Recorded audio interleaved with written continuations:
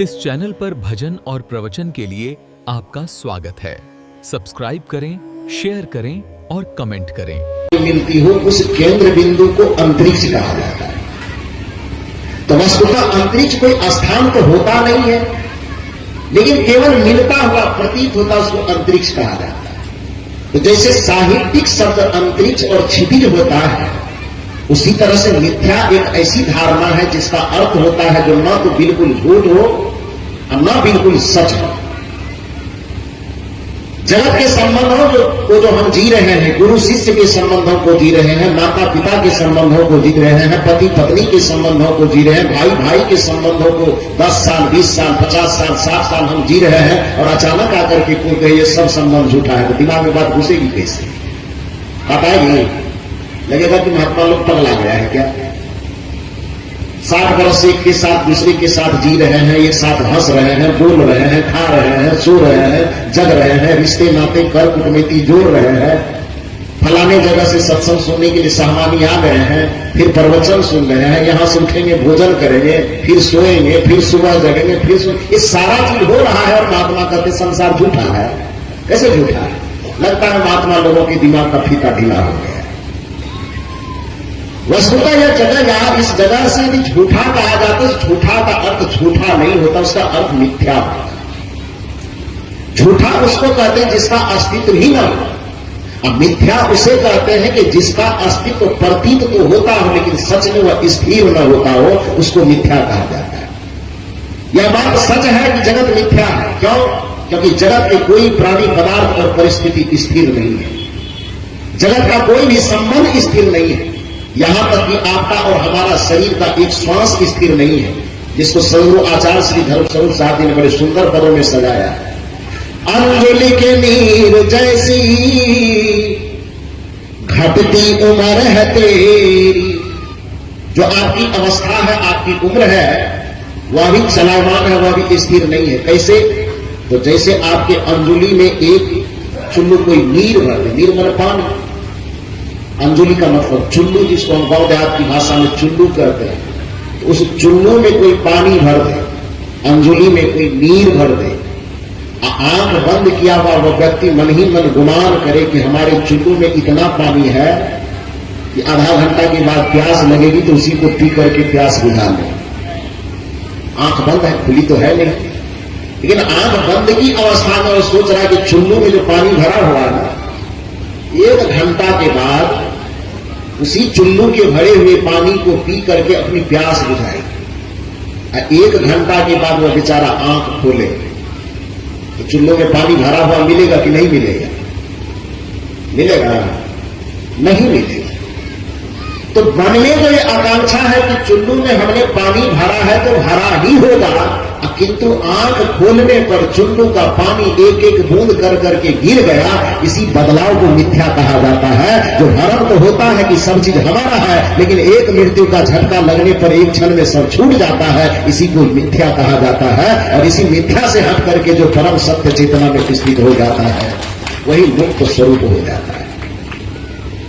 वस्तुतः मुक्ति कोई पदार्थ नहीं है जिसे प्राप्त किया जा सके। परमात्मा कोई पदार्थ। एक बात हमारे श्री संतोष साहब ने बड़ा सुंदर कहा कि 2 प्रकार की धारणा, कुछ लोग कहते परमात्मा होता है, कुछ लोग कहते नहीं होता है। उसी प्रकार से कुछ लोग कहते मुक्ति होता है, कुछ लोग कहते मुक्ति नहीं होता है। प्रमाणित करके इसलिए उसको नजर के सामने में नहीं दिखाया जा सकता क्योंकि मुक्ति कोई पदार्थ नहीं है कि उठा करके माला की तरह दिखा दे कि यही कलर का मुक्ति होता है। मुक्ति एक अनुभव है, और जो चीज अनुभव होता है उसको झूठा नहीं कहा जा सकता। अनुभव जैसे एक बार की बात है, यही मधेपुरा जिला के ये उदा किशुनगंज प्रखंड में मेरा एक कार्यक्रम हो रहा। आज से लगभग 5-7 साल पहले की घटना है। एक वकील साहब बेचारे आए थे, उसी ग्राम के आसपास के वकील साहब होंगे। तो जब कार्यक्रम का आयोजन किया गया तो उसको उस जगह जन्मस्थान होने के कारण पटना से उसको निमंत्रण देके बुलाया गया कि आपका जन्मस्थान है, बड़ा कार्यक्रम हो रहा है, आप विशिष्ट अतिथि बनकर के आइए, उद्घाटन कीजिए। तो सब आदर से बुलाए, सब महात्मा लोग मंच पर बैठे, वो वकील साहब भी बैठे, उद्घाटन कि बारी आई, सब लोग मिलकर के दीप जलाए। उद्घाटन सत्र में थोड़ी देर भाषण देने के लिए उनको माइक दी गई। तो वकील तो बेचारा दिन रात बुद्धि का उलटफेर करने वाले व्यक्ति होता है, हाँ को ना को हाँ सिद्ध करने वाला। तो माइक जब उनके सामने में गई तो सबकी चर्चा करते, नाम प्रशंसा करते करते, लेकिन भाषण देते बस एक दिशा में लेकर के रह गए कि महात्मा लोग मंच पर बैठ करके आत्मा, परमात्मा, मुक्ति, ये वो चर्चा करते रहते, लेकिन इसकी कोई सच्चाई नहीं। मुक्ति होती नहीं है, शांति होती तो किसी को दिख जाता, मुक्ति होती तो किसी को दिख जाता, ईश्वर होता तो किसी को दिख जाता, परमात्मा होता तो किसी को दिख जाता। ये सारी बात करते करते फिर क्योंकि उनका समय था तो जितना बोलना था बोल दिए वो। उसके बाद बोलते बोलते माइक जब मेरे सामने में आई तो मैंने वकील साहब को अपनी समझ के अनुसार उत्तर देने की कोशिश की, लेकिन मंच पर बोलने का, चूंकि बुद्धि जिसके पास पहले से होती, दूसरी की बातों को सुनना नहीं चाहते, और सुन भी लेकर आज बैठ करके तो उसको अपने दिमाग में प्रवेश नहीं करने देना चाहते। तो इसलिए जितना देर तक हम कह सके उससे उसके समझ में बात नहीं उतरी। प्रवचन समाप्त होने के बाद मैंने वकील साहब से पूछा कि आप लोग मेरे उत्तर से संतुष्ट है कि नहीं है? तो वकील साहब सीधे माथा घुमाते हैं कि संतुष्ट नहीं है। हम कहेंगे बाप रे बाप, बड़ा मुश्किल हो जाएगा। उसके बाद मैंने उनसे कहा ठीक है कोई बात नहीं, आप 2 मिनट के खातिर मेरे कमरे में चलिए, थोड़ा प्रसाद वगैरह खिलाएंगे फिर विदा हो जाएगा। तो नहीं, बहुत थोड़ा काम में व्यस्त था। 2 मिनट लगे, पानी पीना है, प्रसाद खाना, चलिए कमरे। तो पानी प्रसाद के ख्याल से कमरे में गए, मैं भी गया। तब तक किसी आदमी से कहा कि थोड़ा सा कुछ प्रसाद ले आइए, मिठाई वगैरह कुछ, अब पानी लाइए। जब तक मैं मिठाई और पानी लेकर के कोई व्यक्ति आता, तब तक मैं मेरे बगल में वकील साहब बैठे हुए थे। संजोग से मैं अपने झोले से एक आलपिन निकाला। आलपिन समझते हैं ना? तो आलपिन निकाला। अब वकील साहब जो मेरे बगल में बैठे थे टेबल पर हाथ देकर के आलपिन लिया, थोड़ा सा आलपिन उसके हाथ में चुभा दिया। तो वकील साहब थोड़ा चौंके, कोई चीज चुभेगा तो चुभेगा ना बोले। तो आलपिन लिया, थोड़ा सा उसके हाथ में से चुभा दिया। वकील साहब हाथ पीछे खींच के थोड़ा चौंक गए। तो मैंने पूछा क्या हुआ वकील साहब? क्या हुआ, कुछ भोग दिए क्या महात्मा जी? हम कहे वो तो आप बताएंगे, मुझे तो पता नहीं। उन्होंने कहा कुछ भोगे तो जरूर, क्या हुआ? हम कहे ये आलपिन था, आपके हाथ पर से मारे। क्यों मारे? आपके जैसे समझदार आदमी को जैसे बच्चे वाला खेल करना चाहिए, और आप दर्द हुआ होगा तो आवेश में आया थोड़ा सा। उन्होंने कहा कि आप इतने अच्छे व्यक्ति के रूप में गिने जाते हैं, इतने बड़े प्रवक्ता, ये बच्चे वाला खेल करके बताइए, सुई चुभा दिए। हमने कहा कि सुई चुभ गया तो हुआ क्या? तो कहते हैं कि सुई चुभा तो दर्द हो रहा है, सुई यदि चुभ गई तो दर्द हो रहा है, और क्या? मैंने कहा कि अभी आप मंच पर भाषण दे रहे थे कि जो चीज दिखता नहीं वो होता नहीं है। आप कह रहे हैं कि मुझे दर्द हो रहा है, आपका दर्द तो हमको दिखाई दे नहीं रहा है। और यदि आपका दर्द आपको दिखाई दे रहा है तो कृपा करके बताने की कोशिश कीजिए कि वह दर्द काला है कि गोरा है, नाटा है कि लंबा है, वह दर्द देख मैंने स्वाद में खट्टा है कि मीठा है कि तीता है कि चरफरा है, या तो स्वाद के रूप में उसको हमें बता दीजिए, या वह दर्द नाटा मोटा गोरा काला कैसा है वो बता दीजिए, या नहीं तो रंग रूप में वो काला है कि नीला है कि पीला है कि सफेद है कैसा है वह बता दीजिए। तो माथा खुलाते वकील साहब कहते कैसी बात करते हैं, दर्द भी कोई दिखाने की चीज है, वो तो हम महसूस करने की चीज है। हमको जब दर्द में आप महसूस करने तक पहुंच सकते हैं तो परमात्मा में महसूस करने को क्यों नहीं मानते हैं? परम सत्य को महसूस करने में और मुक्ति को महसूस करने में क्यों नहीं मानते? उसको देखने की कोशिश क्यों करना चाहते हैं? किसी आदमी को भूख लगती है तो भूख को कोई दिखा सकता है क्या? किसी आदमी को प्यास लगती है और कोई कहे कि तब तक हम आपको पानी नहीं देंगे जब तक आप अपनी प्यास को दिखाइएगा, छटपटा के मर जाइएगा। कोई आदमी कहे कि हम थके हुए हैं, नींद आ रही है, अरे भैया हम सत्संग बाद में सुन लेंगे, हमको नींद आ रही है, हमको सोने दो। सोने वाला आदमी से कहे जब तक तुम नींद को दिखाओगे नहीं तब तक हम सोने नहीं देंगे। किसी आदमी के पेट में दर्द हो, डॉक्टर के पास है, डॉक्टर साहब पेट में दर्द कर रहा है, डॉक्टर के नहीं मानेंगे जब तक दर्द दिखाओगे नहीं, टेबलेट एक कोट नहीं देंगे। क्या होगा बताओ? सारे चीज सुख दिखाया नहीं जाता, सुख अनुभूति का नाम है। दुख कोई वस्तु नहीं है जिसे दिखाया जा सके, दुख एक अनुभूति का नाम है। प्रेम दिखाया नहीं जा सकता, प्रेम एक अनुभूति का नाम है। शांति को दिखाया नहीं जा सकता, सुख और शांति एक अनुभूति का नाम है। उसी प्रकार से परमात्मा कोई वस्तु नहीं जिसे दिखाया जा सके, परमात्मा और मुक्ति एक अनुभूति का नाम है, जो साधना की बदौलत प्राप्त होता है। यदि कोई व्यक्ति संयम का पालन करे, यदि कोई व्यक्ति शील का पालन करे, सदाचार का पालन करे, सत्संग को समझ करके उस सत्संग को आचरण में उतारने का प्रयास करे, वह परम शांति उसके हृदय में उद्घाटित होती है।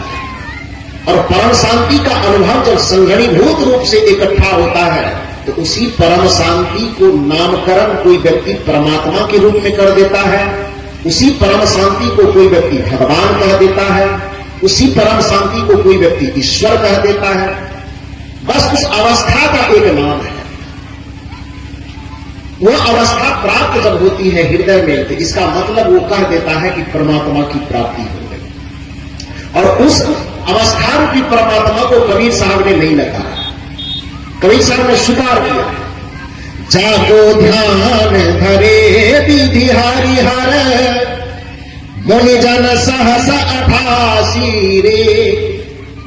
कबीर साहब कहते हैं कि उस परम साधना अवस्था में प्राप्त होने वाले उस परम शांति को जिसे तुम परमात्मा कहते हो, उसका ध्यान समय समय पर ये साधु, ये संत, ये महात्मा, ये ऋषि, ये मुनि, यहां तक कि 33 करोड़ देवी देवता कहलाने वाले भी ध्यान धारण करते हैं। अब 33 करोड़ समझ में नहीं आता, तो उसमें जो 3 प्रमुख देवता है, ब्रह्मा, विष्णु, महेश, उसका नाम कबीर साहब गिनाते हैं। जागो ध्यान धरे विधि हरि हर, मुनि जन सहस 88 रे। इसमें सबका नाम सदगुरु कबीर साहब ने सिमटा कि नहीं सिमटा? जागो ध्यान धरे, कौन कौन? तो विधि, विधि का मतलब ब्रह्मा। विधि जो है विधाता, ब्रह्मा का एकदम विधाता है, विधि को लिखने वाला, इसलिए उसको पुराण की भाषा में विधाता कहा जाता है और सूत्र रूप में उसको विधि भी कहा जाता है। तो कबीर साहब विधि कह करके ब्रह्मा का नाम ले रहे हैं, हरि कह करके विष्णु जी का नाम ले रहे हैं, और हर कह करके महादेव का, शंकर जी का नाम ले रहे हैं। और साथ साथ में उस जमाने के भारतवर्ष में प्रचलित जितने ऋषि मुनि थे उसकी संख्या 88,000 बताई जाती है। यही कारण है कि श्रीमद् भागवत कथा सुनिए कि सत्यनारायण कथा सुनिए, उस सारे कथाओं में जितनी चर्चा होती, सूत जी ने 88,000 ऋषियों को ये कथा सुनाई। सुनते हैं नहीं सुनते? सत्यनारायण कथा सुने हैं तो सुने हैं ना कि सूत जी ने 88,000 ऋषियों को ये कथा सुनाई। भागवत कथा सुनेंगे तो सुखदेव जी ने 88,000 ऋषियों को ये सुनाई। वेद व्यास जी ने 88, हर जगह 88,000 ऋषियों का जिक्र है। कबीर साहब ने कहा कि सब 88,000 ही गिनाए, तो हम काहे 87 गिनाएंगे कि 89 गिनाएंगे? हम भी 88 ही गिन लेते, और गिनाया कबीर साहब। जागो ध्यान धरे विधि हरिहर, मुनि जन सहस 88 रे। अब देखिए कबीर साहब उस परम तत्व का साक्षात्कार कहां करने का है। जागो ध्यान धरे विधि हरिहर, मुनि जन सहस 88 रे। सो तेरे घट माही विराजे, सो तेरे घट माही विराजे, परम पुरुष अविनाशी रे मोहे।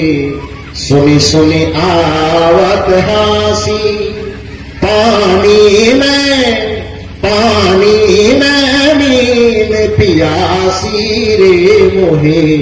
सुनी सुनी आवत हासी। अब यदि कबीर साहब के दृष्टिकोण में हम यह सिद्ध करने की कोशिश करेंगे कि कोई परमात्मा कबीर साहब मानते नहीं है, तो फिर कबीर साहब इसमें परम पुरुष अविनाशी किसको कहा? सो तेरे घट माही विराजे, परम पुरुष अविनाशी कहा किसके लिए? वो परम पुरुष अविनाशी कह करके कबीर साहब जिसे संबोधित कर रहे हैं, उसी को सरल भाषा में लोग ईश्वर कह देते हैं, उसी को सरल भाषा में लोग परमात्मा कह देते हैं। हाँ, ईश्वर और परमात्मा के रूप में किसी व्यक्ति को आप कहीं खड़ा कर देंगे तो वो नहीं हो सकेगा। लेकिन सच्चे अर्थ में भगवान कह सकते हैं। ईश्वर व्यक्ति नहीं होता, ईश्वर शक्ति होता है, लेकिन भगवान शक्ति नहीं होती, भगवान व्यक्ति होता है। इस बात को समझना होगा। ध्यान दीजिए मेरी बात को। ईश्वर व्यक्ति नहीं होता, ईश्वर शक्ति का नाम ईश्वर है, और भगवान कोई शक्ति नहीं होती, व्यक्ति का नाम भगवान है। आप संत को भगवान कह सकते, उचित यही है। कुछ लोग जब हम लोग मंच के माध्यम से प्रवचन करते हैं, कहीं कहीं जाते हैं, तो जब चूंकि हम लोग इस मामले में थोड़ा सौभाग्यशाली है कि चाहे वो लाल वाला मत हो, उजला वाला मत हो, नीला वाला मत हो, पीला वाला मत हो, हर एक मंच पर हम लोगों को जाने का मौका मिलता है। कई लोग भागवत कथा करवाते हैं, उस मंच में भी 2 दिन के खातिर बुला करके कार्यक्रम करवा देते हैं। कहीं दुर्गा जी की मेला चल रहा है, उसी अवसर पे कार्यक्रम हो रहा है, उसमें भी बुला लेते हैं। तो सब तरह के मंच पर जाने पर जब दूसरे संप्रदाय वाले मंच पे जाते हैं, नारा लगाते हैं, बोलो सदगुरुदेव की, तो अपना वाला जो रहता है उसमें तो सदगुरुदेव की जय बोलते, दूसरा वाला आदमी थोड़ा मुंह दाएं बाएं करने लगे, तो उसमें कहीं कहीं फिर सदगुरु महाराज की जय, तो फिर कुछ लोग कहते हैं जय जयकार करते हैं, तो थोड़ा दाएं बाएं हो जाता है। तो बीच बीच में जो हम लोग कहीं कहीं न महाराज की तरफ जाते हैं, न देव की तरफ जाते, सबकी मनोभावना को परखते हुए नारा हम लोग लगाते, बोलो सदगुरु भगवान की। इसमें सब खुश हो जाता है। तो सब खुश होता है, तो उसमें कुछ बुद्धिजीवी ऐसे होते हैं जो जाकर के हम लोगों से प्रश्न करते हैं कि कबीर साहब के सिद्धांत में तो भगवान को माना जाता नहीं है, लेकिन आप कबीर साहब के मंच से सदगुरु भगवान का नारा लगवा देते हैं, क्यों लगवाते हैं? उस व्यक्ति से मैं निवेदन करता हूं, उन्हें समझाने की कोशिश करता हूं कि वस्तुतः आप भी उसी पंडितवादी सिद्धांत के चक्कर में फंस गए। भगवान की परिभाषा उन्होंने गलत की, और उसकी गलत परिभाषा के तर्क में आकर के जो वास्तविक भगवान की परिभाषा थी, उससे आप दूर होते चले। वस्तुतः पूरे संस्कृत साहित्य में भगवान शब्द का कहीं कोई जिक्र नहीं है। पूरे संत की परंपरा में, साहित्य की परंपरा में भगवान शब्द का पहला प्रयोग बौद्ध परंपरा और जैन परंपरा में हुई पाली भाषा में भगवान बुद्ध और भगवान महावीर की। बुद्ध को भगवान बुद्ध कहा गया, महावीर को भगवान महावीर कहा गया। उसके बाद अभी मैंने आधुनिक समय में आचार्य रजनीश को भी लोगों ने भगवान शब्द से कहा, उस पर बड़ा विवाद हुआ कि आप भगवान कैसे कह सकते। लेकिन एक बात जान लीजिए, वस्तुतः किसी व्यक्ति को ही भगवान कहा जा सकता है। क्यों? क्योंकि 2 प्रकार की जो धारणा है, एक ब्राह्मणवादी परंपरा, एक श्रवणवादी परंपरा, एक पंडित की परंपरा, एक संत की परंपरा। इन दोनों परंपरा में भगवान की परिभाषा अलग अलग है, भगवान की धारणा अलग अलग है। पंडितों के यहां पर ब्राह्मणवादी ग्रंथों में भगवान की परिभाषा यह है कि भगवान उसे कहते हैं जो सृष्टि को चलावे, सृष्टि को बनावे, सृष्टि का विनाश कर दे, है ना, जिसको उत्पत्ति, स्थिति और प्रलय करने की शक्ति हो, उस व्यक्ति को भगवान कहा जाता है। इस धारणा से दुनिया में कबीर साहब कहते हैं, इस धारणा के अनुसार दुनिया में कोई भगवान नहीं है जो सृष्टि बनाता हो, सृष्टि चलाता हो, सृष्टि का प्रलय करता हो। इस धारणा के अनुसार कबीर साहब कहते हैं, मैं किसी भगवान को नहीं मानता। ये सृष्टि अनादि अनंत है, इसको बनाने वाला कोई नहीं है, चलाने वाला कोई नहीं है। इसको गीता भी कहती है। तो खैर, पर फिर प्रश्न होता है कि जब आप ब्राह्मणवादी व्यवस्था में जो भगवान की धारणा है उसको गलत कहते हैं, तो फिर आपके दृष्टि में कौन भगवान से है? वस्तुतः भगवान का अर्थ यह होता है व्याकरण के दृष्टिकोण से, जैसे कोई व्यक्ति पहले कुसंग में फंसा, दारू पीता हो, मांस खाता हो, अंडा खाता हो, चोरी करता हो, छल करता हो, प्रपंच करता हो, बेईमानी करता हो, शैतानी करता हो, शोषण दमन उत्पीड़न करता हो, बड़ा कुसंग में फंसा हुआ बड़ा कुमार्गी व्यक्ति। अब वो थोड़े दिन के बाद सहवानी के सत्संग में आने लगे। प्रत्येक साल 1 बार, 2 बार, 4 बार संतों की संगति में बैठ करके धीरे धीरे धीरे धीरे उसके चेतना में परिवर्तन आया, उसकी बुद्धि में परिवर्तन आया, उसके व्यवहार आचार में परिवर्तन आया, और धीरे धीरे चोरी, बेईमानी, शैतानी को छोड़ करके, शोषण दमन उत्पीड़न को छोड़ करके वह संयम सदाचारशील का पालन कर रहा है, दूसरों के साथ सद्व्यवहार का पालन कर रहा है। अब धीरे धीरे उसका जीवन कुसंग से बदल करके ऐसा सुसंगमय हो गया कि अब उसके जीवन का दुख धीरे धीरे खत्म हो रहा है, उसके जीवन में सुख और शांति आ रहा है। तो जब कोई एक व्यक्ति अपने आप को कुमार्ग और कुसंग से बचा करके अपनी चेतना का परिवर्तन करता है और सुसंग और सुमार्ग में आकर के अपने जीवन को सुखी बना लेता है, तो ऐसे चेतना परिवर्तन करने वाले व्यक्ति को पूरी दुनिया के लोग कहते बड़ा भाग्यवान व्यक्ति है। पता है ना, जब कोई व्यक्ति दुख से उबर करके, कुसंग से उबर करके, कुमार्ग से उबर करके अपने मन बुद्धि को शुद्ध करके, विचार व्यवहार को शुद्ध करके, आचरण को पवित्र बना करके अपना जीवन बदल लेता है, तो लोग कहता है कि वाह रे भाई बड़ा भाग्यशाली आदमी, कहता है कि नहीं। अब भाग्यशाली को ही भाग्यवान कहा जाता है। भाग्यवान शब्द पर ध्यान दीजिए। एक व्यक्ति अपने भाग्य को बदल करके जब अपने दुख को मिटा करके अपने जीवन को सुखी कर ले, एक व्यक्ति जब अपनी अज्ञानता को मिटा करके ज्ञान को धारण कर ले, एक व्यक्ति जब अपने जीवन की पीड़ा को मिटा करके अपने जीवन में आनंद को शामिल कर ले, तो ऐसे एक व्यक्ति को व्यक्तिगत रूप में बड़ा भाग्यवान कहा जाता है। समझ गए बात को। लेकिन उसी मानव समूह के बीच में आप देख रहे हैं कि संत गुरुजन बैठे हैं मंच पर। तपस्या आप भी करते हैं, सत्संग आप भी करते हैं, और तपस्या हमारे संत भी करते हैं, गुरुजन भी करते हैं, लेकिन दोनों की तपस्या के परिणाम में अंतर है कि आप जो तपस्या करते हैं, आप जो सत्संग करते हैं, उस सत्संग और तपस्या का लाभ केवल आप अपने लिए उपयोग करते हैं ना। लेकिन ये संत जो तप करते हैं, संत जो ज्ञान अर्जित करते हैं, संत जो साधना करते हैं, संत जो भक्ति करते हैं, वो भक्ति केवल अपने लिए करते हैं कि आपके लिए भी करते हैं ना। कबीर साहब की भाषा में कहें तो आग जो लगे आकाश में चुई चुई गिरे अनार, और संत न होते जगत में तो जल मरता संसार। ये संसार के लोग जल मरते। ये संत की जो भूमिका होती है, संत की साधना, तपस्या, ज्ञान, वैराग्य केवल उसके अपने लिए नहीं होता है, अपने साथ साथ समाज के लिए भी होता है ना। तो जो व्यक्ति अपनी चेतना में परिवर्तन ला करके अपने भाग्य को बदल दे और सुखी से दुखी से सुखी हो जाए, अशांति से शांति में आ जाए, उस एक व्यक्ति को भाग्यवान कहा जाता है। लेकिन जब कोई व्यक्ति अपने चरित्र, अपने संस्कार को सुधार करके, अपने तप त्याग के बल पर, अपने साधना और संयम के बल पर अपने भाग्य को सुधार कर अपने लिए भी सुख का मार्ग खोलते हैं और पूरी दुनिया को सुख का मार्ग दिखा पाते हैं, तो ऐसे महामानव को भगवान कहा जाता है। यही भगवान की परिभाषा है। इसको यदि आप संस्कृत व्याकरण के दृष्टिकोण से देखेंगे कि एक वचन में जिसको हम भाग्यवान कहते हैं, उसी को बहुवचन में हम भगवान कहते हैं। दोनों का मतलब समझे कि नहीं। भाग्यवान एक व्यक्ति जब अपने भाग्य को बदल करके दुखी से सुखी हो जाए, उसको भाग्यवान कहेंगे। और एक वह व्यक्ति जो अपने भाग्य को बदल करके खुद भी सुखी हो जाए और पूरी दुनिया को सुखी करने का बीड़ा उठा ले, ऐसे महापुरुष को भगवान कहा जाता है। इस दृष्टिकोण से आप देखेंगे तो सदगुरु कबीर साहब सच्चे अर्थ में भगवान है। इस दृष्टिकोण से देखेंगे तो दुनिया के जितने महापुरुष हैं, जितने संत हैं, चाहे उसका नाम अनादिकाल से जितना गिनते चले जाइए, ऋषि मुनि, बुद्ध, महापुरुष, स्वामी विवेकानंद, दयानंद, रामतीर्थ, कबीर, नानक, सूर, तुलसी इत्यादि, जिनको भी आप गिनते चलेगा, जिनने अपने चरित्र को सुधार करके अपना तो कल्याण किया ही, अपने कल्याण के साथ साथ दूसरों के कल्याण के लिए प्रेरक बने, ऐसे प्रेरक पुरुष को, ऐसे चेतना संपन्न पुरुष को आप भगवान कह दे तो उसमें कोई आपत्ति नहीं हो सकती। इसलिए संत गुरुजन को ही सच्चे अर्थ में भगवान कहा जाता है। तो जो सच्चे अर्थ में संत गुरुजन ही भगवान है, तो सदगुरु देव में यदि मुंह टेढ़ा हो और महाराज में मुंह टेढ़ा हो, तो एक बार सदगुरु भगवान की जय करने में ही क्या आपत्ति है।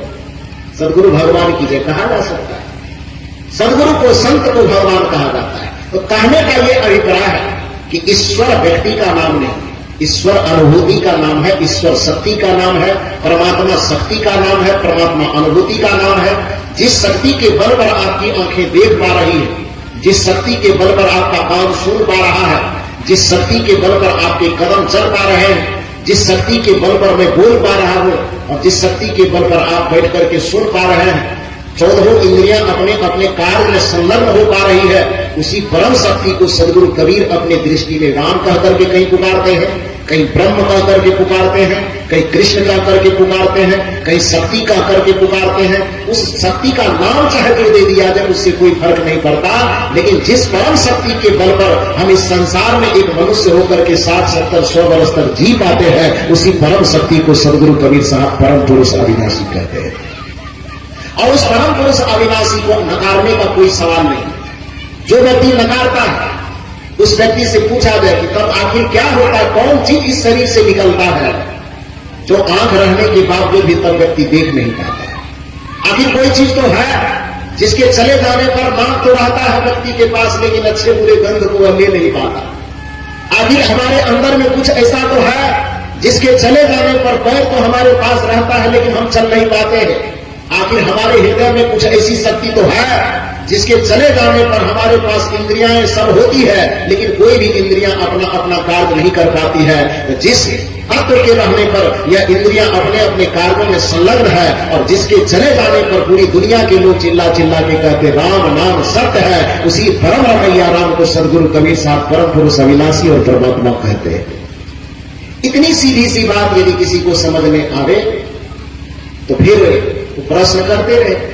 अब उसी वकील साहब की तरह उसको भी सुई चुभ करके प्रश्न पूछना होता है कि आपको सुई चुभता है तो कैसा लगता है, दर्द होता है, दर्द कैसा होता है, खट्टा की मीठा, और माथा नोचने लगेगी तो पते नहीं है। तो पते नहीं है तो मानवे नहीं करेंगे कि दर्द होता है, लाठी से छूट देगा। अब प्रशासन के पास जाए आदमी, प्रशासन पूछे कि क्या हुआ, कि बड़ी मार लगी है, बड़ा दर्द कर रहा है महाराज, हड्डी बहुत दुख रहा है। अब पुलिस पूछे कि कैसा दर्द है, पहले दिखाओ तो जरा सा। एक्सरे भी करवाने जाएगा आदमी तो एक्सरे मशीन भी आदमी के दर्द को पकड़ पाएगा?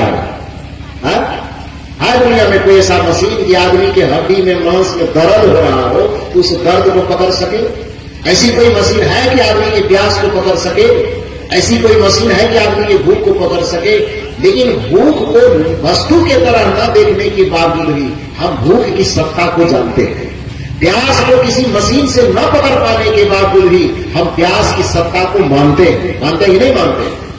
नींद को हम न देख पाने के बावजूद भी नींद की सत्ता को हम मानते हैं। सुख दुख को न देख पाने के बावजूद भी उसकी सत्ता को हम मानते हैं।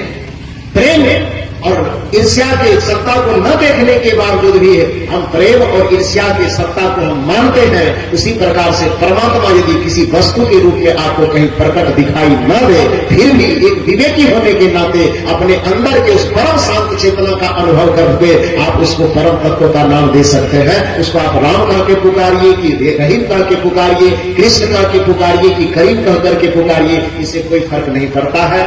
तो मैं थोड़ी देर निवेदन किया, पूज्य श्री साहब जी बहुत देर से बैठे हैं, बैठने में साहब जी को दिक्कत होती है, तो मैं ज्यादा देर तक आपके बीच नहीं बोलूंगा। फिर कल के सत्रों में चर्चा होगी। मुख्य रूप से मैं निवेदन यह करना चाह रहा था कि आज जो सदगुरु श्री मुक्त स्वरूप साहब जी की पावन जन्म जयंती है, उस मुक्ति पर बड़ी सुंदर लकीर हमारे पूज्य श्री संतोष साहब ने खींचा।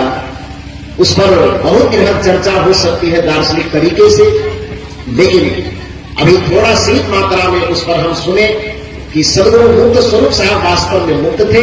मुक्ति सत्य स्वरूप होता है। बंधन जो पड़ता है वह बंधन वस्तुतः सत्य होता नहीं, दिखाई देता है, लेकिन वह झूठ नहीं होता, वह मिथ्या होता है।